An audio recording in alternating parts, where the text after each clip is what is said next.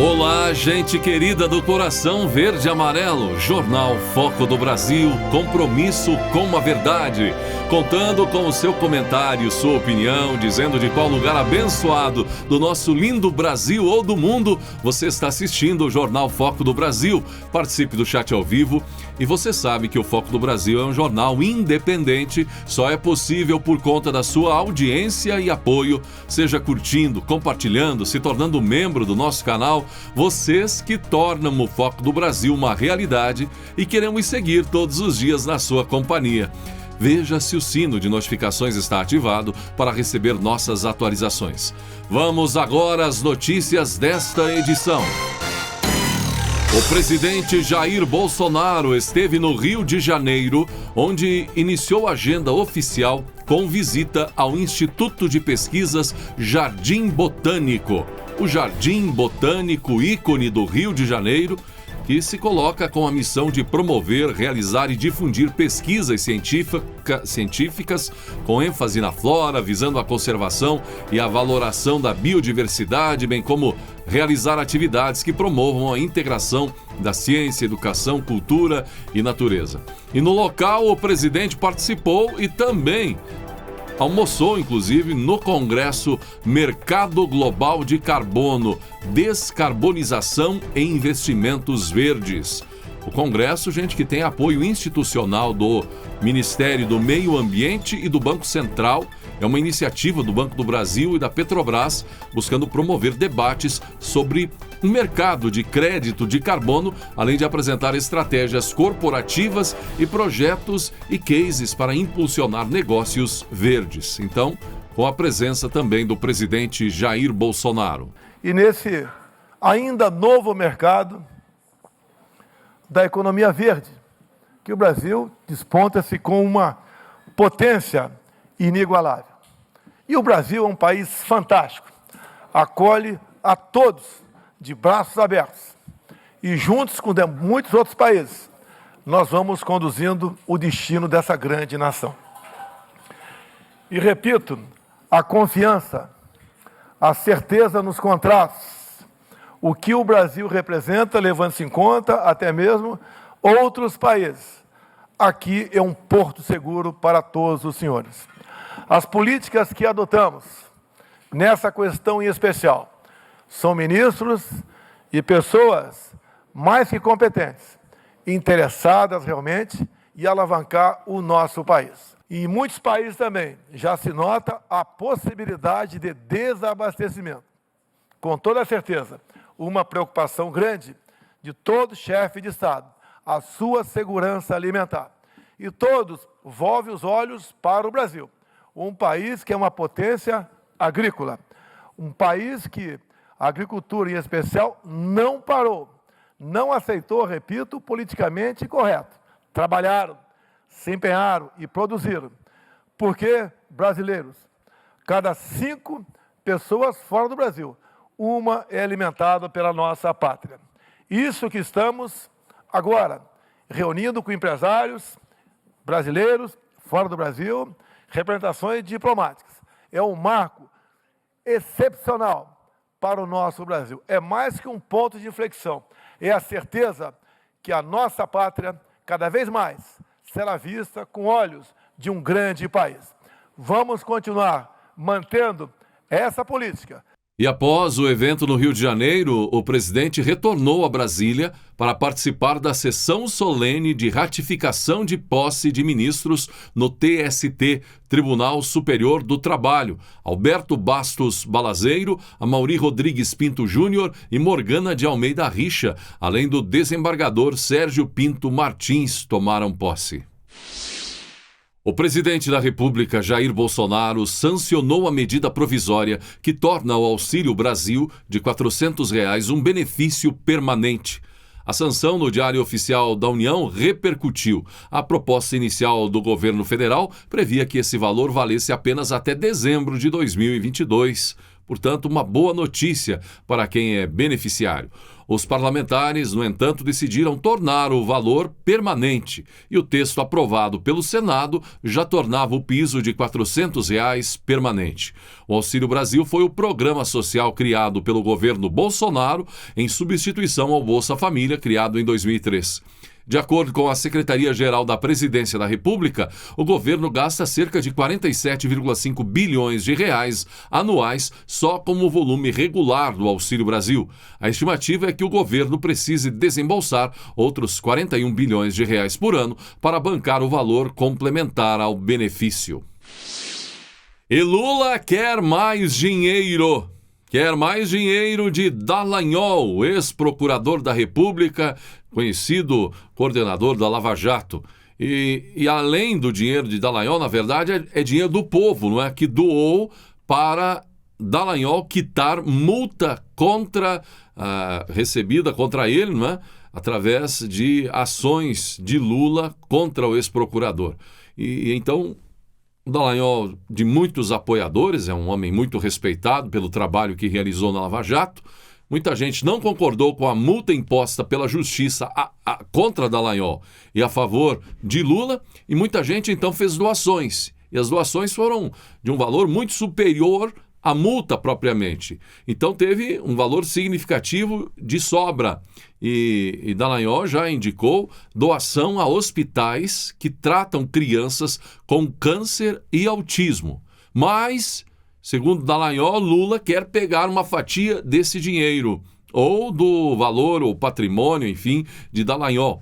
A defesa petista entrou com embargos de declaração em ação movida novamente contra o ex-procurador da Lava Jato, Deltan Dallagnol, para pedir aumento de multa imposta em decorrência de condenação por dano moral no caso do PowerPoint.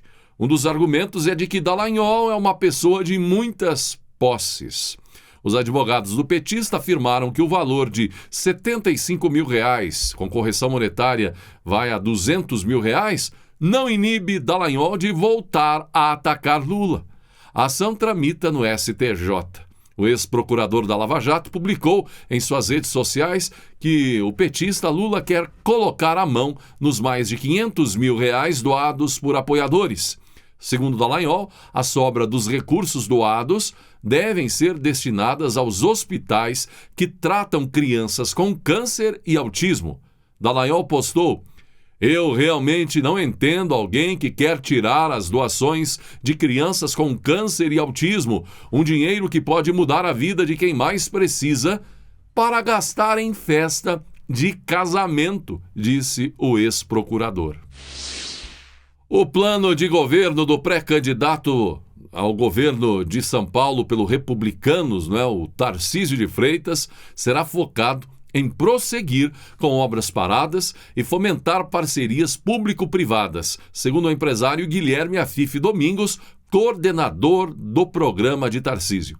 Outra prioridade, afirmou o ex-assessor especial do ministro da Economia, Paulo Guedes, é a modernização do Estado no âmbito digital.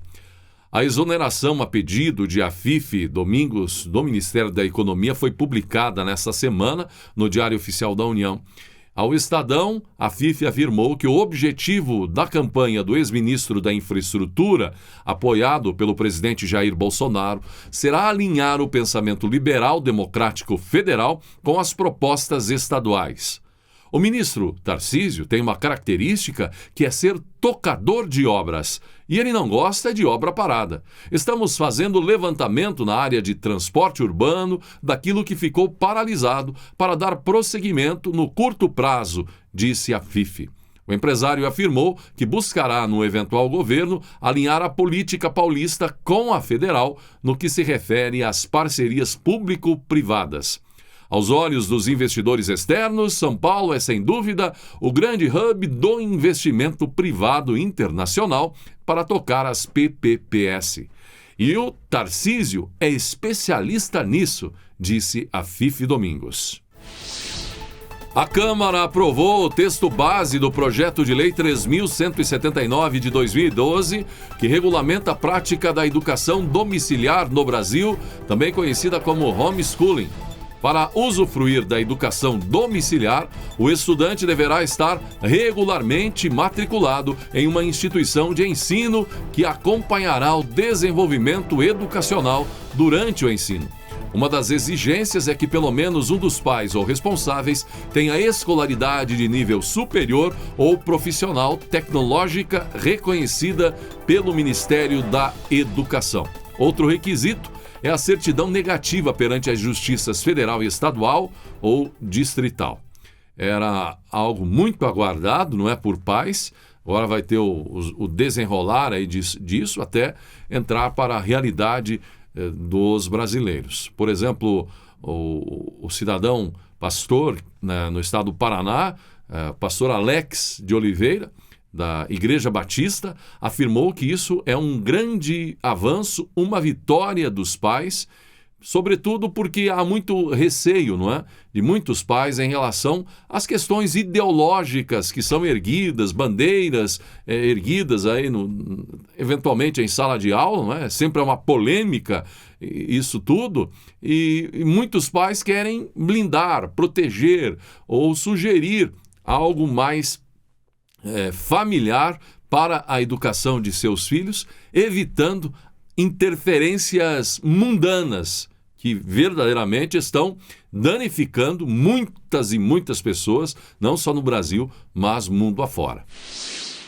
O setor de turismo no Brasil faturou 15,4 bilhões de reais em março, avanço de 43% em relação ao mesmo mês de 2021. Os dados são do Conselho de Turismo da Federação do Comércio de Bens, Serviços e Turismo do Estado de São Paulo. Apesar de ainda estar 7% abaixo do nível pré-pandemia, a área mostra recuperação. O crescimento foi impulsionado principalmente pelo setor aéreo, que faturou 4,4 bilhões de reais e avançou 113% em um ano. Na comparação com 2019, porém, o faturamento foi 4% menor. Segundo a FEComércio, a maior contenção da variante Ômicron, a demanda reprimida pela pandemia e os dias de carnaval no início de março ajudaram para a alta. O movimento nos aeroportos também fez com que os serviços de alojamento e alimentação avançassem quase 60%, com faturamento de 4,5 bilhões de reais. As atividades culturais, recreativas e esportivas cresceram 33%, atingindo 1,3 bilhão. Os mesmos motivos que influenciaram a alta no setor aéreo também impactaram o transporte terrestre, que faturou 2,7 bilhões de reais, crescendo 11%, superou em 9% o nível registrado em março de 2019. O aumento das passagens aéreas deve continuar incentivando a procura por viagens via ônibus interestaduais, afirmou em nota a federação. Para os resultados de abril, a expectativa é que feriados e desfiles de carnaval, além da própria base de comparação, já que no ano passado o faturamento estava na casa dos 10 bilhões de reais, demonstrem impacto positivo também no turismo nacional. Ser uma economia ocidental estruturada em uma economia de mercado e estar localizado próximo aos mercados europeu e norte-americano ajudará o Brasil a se beneficiar da busca cada vez maior de outros países por segurança energética e alimentar. Mas para garantir essa posição, é fundamental que o país se destaque também como uma potência verde que preserva recursos ambientais e avança na transição para fontes limpas de energia. Estas foram as previsões apresentadas pelo ministro da Economia, Paulo Guedes. Ele que participou nessa semana do Congresso Mercado Global de Carbono, Descarbonização e Investimentos Verdes. Inclusive o presidente Jair Bolsonaro também participou. O evento, durante a semana, com participação de ministros, secretários, empresários e autoridades no Museu do Meio Ambiente, localizado no Jardim Botânico do Rio de Janeiro. O Brasil já é uma potência verde, energética e alimentar. Essa ficha caiu para o mundo, disse o ministro, quando iniciou seu discurso, onde destacou a relevância deste papel na relação com outros países em um contexto de pós-pandemia de Covid-19, seguido de uma guerra que alterou as cadeias produtivas globais. Segundo Guedes, a pandemia fez o mundo mergulhar em uma economia digital. Já a guerra entre Rússia e Ucrânia resultou em um problema muito mais urgente para os europeus. Está faltando tanto a energia que era fornecida pela Rússia, como os grãos que eram fornecidos pela Ucrânia, disse Guedes. O ministro acrescentou que esse contexto mostrou ao mundo a relevância de dois conceitos-chave reforçados pelos Estados Unidos e pela Europa. O nearshore, que é a busca por negócios com países geograficamente próximos, de forma a facilitar a logística, e o friendshore, conceito relacionado a países mais confiáveis. Qual é a única plataforma de amigos que estão perto? É a do Brasil. Essa ficha caiu para os outros países, disse Guedes. Estamos perto do ponto de vista de logística e, ao mesmo tempo, somos confiáveis porque somos uma democracia com economia de mercado, acrescentou Paulo Guedes. Ainda segundo o ministro da Economia, um outro fator que é buscado pelas outras economias é o relativo à questão ambiental. Para ele, é fundamental que o país avance na transição para uma economia mais sustentável do ponto de vista ecológico. Nesse sentido, Guedes destacou que a imagem do país tem mudado. A percepção do ministro tem como base conversas mantidas com autoridades estrangeiras. Éramos vistos como problema do ponto de vista climático para o mundo, percebidos como poluidores. Isso mudou.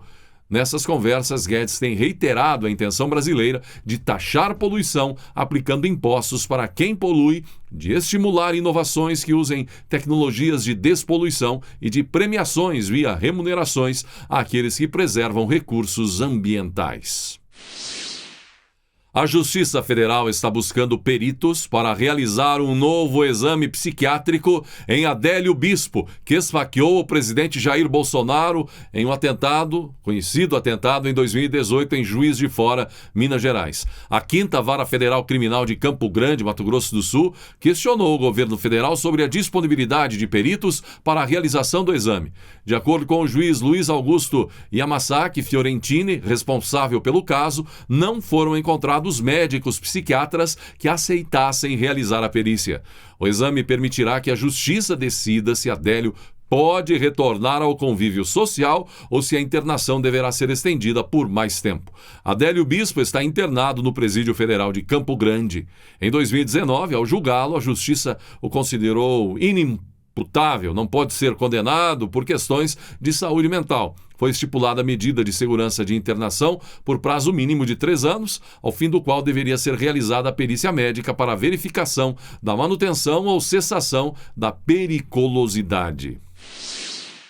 O governo federal quer promover a recuperação da aprendizagem de estudantes em regiões mais sofridas, atingidas, pelos reflexos da pandemia. Vai investir, por exemplo, 1,2 bilhão de reais no programa Educa Mais no Norte e Nordeste.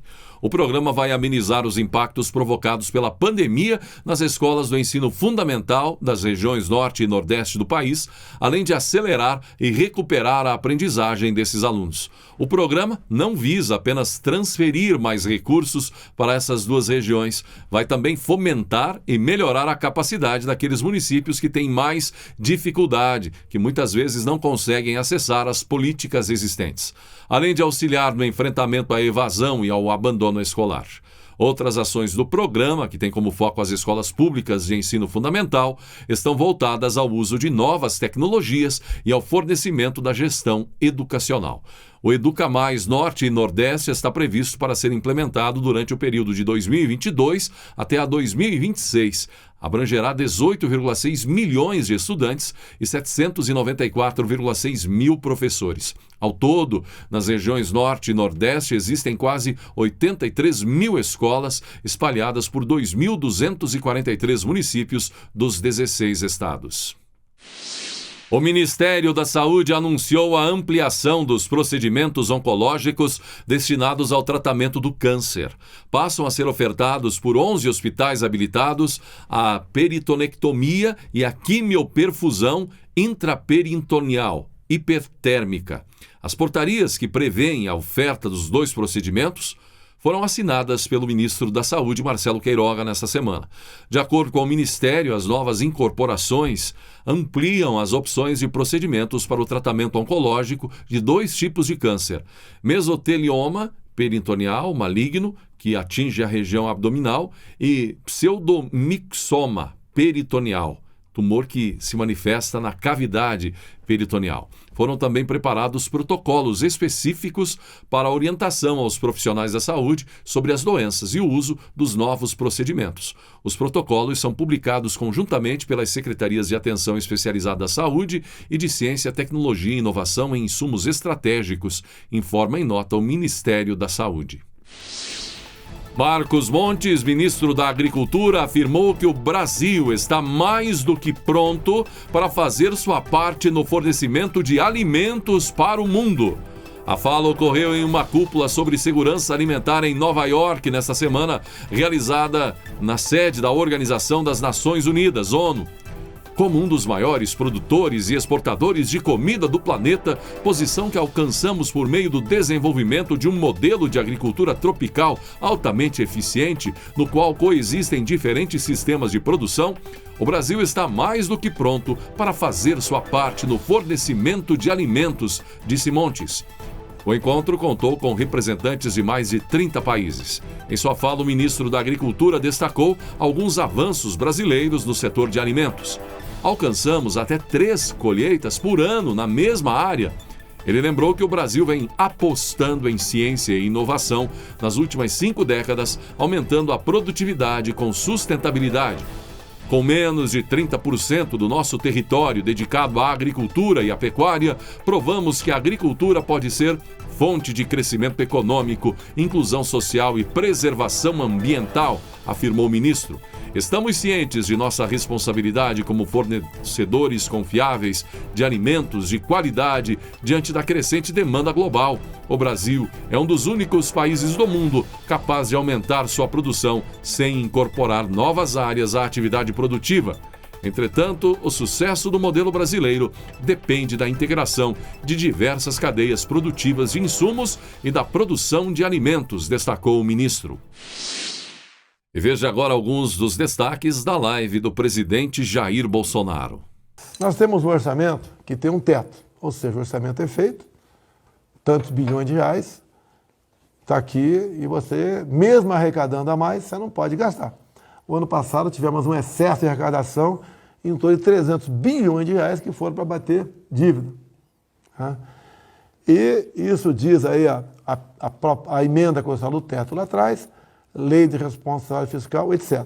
Agora, o que acontece? O que apareceu de despesa extra agora? Foi comunicado essa semana. Entre precatórios, plano safra e abono, mais 10 bilhões de reais. Da onde virá esse dinheiro? Desse orçamento. O que nós somos obrigados a fazer? Chegar nos ministérios, Ministério da Damares, Ciência e Tecnologia, Educação, Saúde, Defesa, Agricultura, e cortar 10 bilhões de reais. E mais ainda, né? A gente se esforça para dar um reajuste, que eu sei que é pequeno, para os servidores. Tá? Uma sugestão, não está batido o martelo, deixar bem claro, de 5%. Isso equivale a mais cortes nos ministérios de 7 bilhões de reais. Tá? Tem várias propostas para atender ali, por exemplo, não vou dizer que vai acontecer, quer atender ali o policial rodoviário federal para chegar no mesmo nível do agente da Polícia Federal. Não é o delegado, é agente. Uma pequena subida no teto deles, quase em torno de R$ 1.500. Bem como o pessoal do DEPEN, o pessoal do Departamento de Penitenciário, que está ganhando bem lá embaixo, tá? E mexe com gente de altíssima periculosidade. Se eu não me engano, está na hora de 6, 7 mil reais o topo da carreira deles. A ideia é dar 50%. Daí vem o problema. Tá? É o que pode ser feito agora. Várias outras categorias, simplesmente, se for dar 10% para o policial rodoviário federal e 30% para o pessoal do DEPEN, a minha categoria que eu represento, que já ganha 30%, eu também quero 30%. Senão eu paro o Brasil. Esse é o impasse que está acontecendo. Não tem recurso. É o que a gente pode fazer de diferenciado, o pessoal do Departamento Penitenciário e a Polícia Rodoviária Federal, tá, que está defasada, como várias outras categorias, como os médicos do Hospital das Forças Armadas, como o pessoal do quadro de economia também. Várias categorias são defasadas, né, que já vinham defasadas e, por ocasião da pandemia, agravou a defasagem. No início da pandemia, tinha uma proposta do presidente da Câmara daquela época, né, cortar 25% do salário de todos os servidores, civis, militares, todo mundo, Estado, município. E tinha tudo para ser aprovado. Nós entramos em campo e sugerimos, né, ficar congelado por 1 ano e meio. Ficou a proposta, não vou dizer menos ruim, porque o informal foi para a lona. Ele não vendia mais churrasquinho de gato na praça. Ele não vendia mais picolé no arquibancada de jogo de futebol ou biscoito na praia. Foram 38 milhões de pessoas que foi para a lona. Se não é nós criarmos o auxílio emergencial, teríamos uma catástrofe no Brasil, que as pessoas com fome iriam para as ruas. O pessoal seletista, muitos negociaram. 40% a média de redução. Muitos seletistas negociaram com seus respectivos patrões redução da carga horária e redução do salário. E o governo federal, nesses programas BEM, PRONAMP, entrou com uma parte para que não houvesse demissão. Tanto é verdade que terminamos 2020 com um pequeno saldo em carteira assinada. Mas o informal, que a gente chama de invisível, foi lá para a lona. O servidor civil e militar não perdeu absolutamente nada. Muitos ficaram em casa recebendo o seu salário. Não vou discutir o que ficou fazendo em casa, se trabalhou ou não. Ficou em casa, não perdeu nada. Muitos agora querem recuperar esse tempo todo perdido. Gostaria de poder atender a todos. Mas, como disse, o orçamento é pequeno. Agora, em dando 5%, vão ser 17 bilhões de reais numa total discricionária na casa de 90 bilhões, se eu não me engano. 7 bilhões, né? Não, o total de despesa nossa, para o ano, os ministérios gastam, por ano, tá? Em torno de 90 bilhões de reais. Então, está quase 20, tem que passar para 70. Muita coisa já foi gasta. Alguns reclamam, então, que, né, vou pedir para o nosso pessoal se encontrar com os presidentes de sindicatos dos servidores e chegar num acordo, tá? É 5% para todo mundo, não atende a Polícia Rodoviária Federal para evitar que entre em greve. É triste falar isso aí, né? Gente que ganha está no teto e quer ter mais reajuste, tá certo? Se eu tivesse recurso, daria. Mas a proposta é nossa. No momento, não temos como ir além. Se alguém me arranjar, me dizer aonde eu tiro o recurso, eu dou 10%, dou 15%, dou 20%, sem problema nenhum. Eu estou no limite aqui. Um orçamento total de todos os ministérios. O Tarcísio, por exemplo, que saiu, tinha 8 bi lá. 10% vai ser cortado também. Vai deixar de você fazer obras. Para atender 5%. Vai cortar na saúde. Vai pancada em cima de mim. Para poder atender os servidores de saúde com 5%. Vai cortar a educação, ciência e tecnologia, direitos humanos, desenvolvimento regional, relações exteriores. Vai cortar todo mundo. Todos os ministérios vão perder essas verbas chamadas discricionárias para movimentar o ministério para investimento. Agora, se eu pudesse dar mais, daria. Mas passamos por um momento difícil por ocasião da pandemia, que inclusive reflete inflação, reflete mais perda de poder aquisitivo de todo mundo no Brasil. E essa experiência de gasto descontrolado a gente já teve em governos anteriores e o brasileiro já viu que dá errado. Né, se houver o desequilíbrio, vier a inflação, não adianta se dar 10, 15, 20% agora, não vai chegar a lugar nenhum. Então tentamos, com responsabilidade, não está batido o martelo ainda, vamos esperar uma próxima reunião aqui de um pessoal nosso, com os respectivos presidentes de sindicatos e servidores, para que a gente pode fazer com esse 5%. Se bater o martelo, não aceita, tem que ser 5% para todo mundo, não quero conversa com a Polícia Rodoviária Federal, não quero conversa com o Departamento Penitenciário, a gente vai ver como é que fica. Agora, o ano que vem, já botamos na Lua, já botamos na Lua o ano que vem, que haverá reajuste e reestruturação de carreira. E se a gente segura agora, né, presidente, está vendo que está tendo um monte de revisão de expectativa de crescimento para cima, bastante. A economia crescendo, a gente vai poder arrecadar. Chegamos ao final de mais uma edição do Jornal Foco do Brasil. Não esqueça da importância de ter você curtindo, compartilhando, se tornando membro do nosso canal. Vocês que tornam o Foco do Brasil uma realidade e queremos seguir todos os dias na sua companhia. Hoje, agradecimento especial a Nazarete Narros Barros Andrade e Paulo Melo. Paulo Melo de Joinville, Santa Catarina, inscritos, membros do nosso canal. Venha também ser parte dessa comunidade verde e amarela. Gratidão pela sua atenção e que Deus abençoe a você e a sua família.